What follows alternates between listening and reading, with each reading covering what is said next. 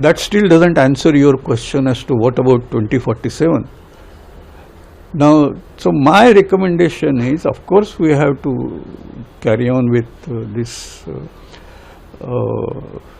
the nuclear energy mission, 100 gigawatt. That is what we want to achieve by 2047. Of course, it will be based on uranium imported from outside. But utilize this time to, just like why are we building fast reactors? We are building fast reactors to irradiate thorium. So we want to create large capacity of fast reactors. You can irradiate thorium at scale, produce uranium-233 at scale, and secure or become energy independent through thorium uranium-233 fuel cycle. Now PHWR itself, we are talking about 100 gigawatt. Now this 100 gigawatt is also a large enough capacity.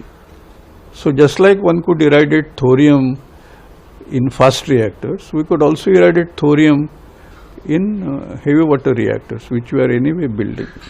And by the way, heavy water reactors are ideally suited for, they call it's a fuel cycle flexible. It can take different kinds of fuel cycle. So you can actually make a fuel which is predominantly thorium, maybe 80% plus thorium.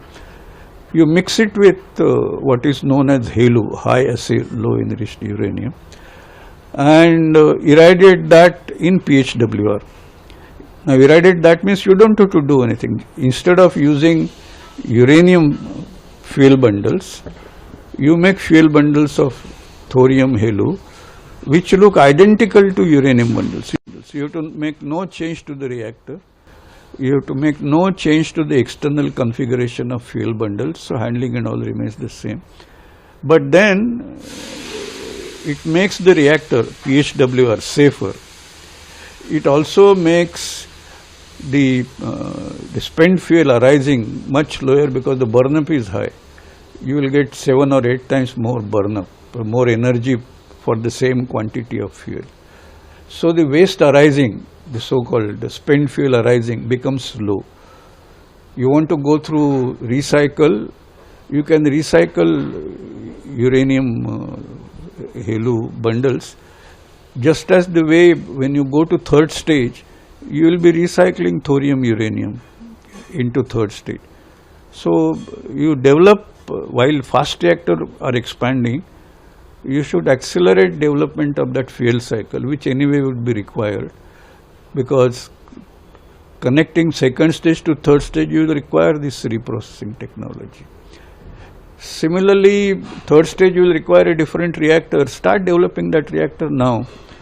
So if you develop that in say next 10 years, these things, then you are ready for using the spent fuel coming out of PHWRs, thorium HALEU, and recycle that in thorium reactors. You can get on with your thorium ambition.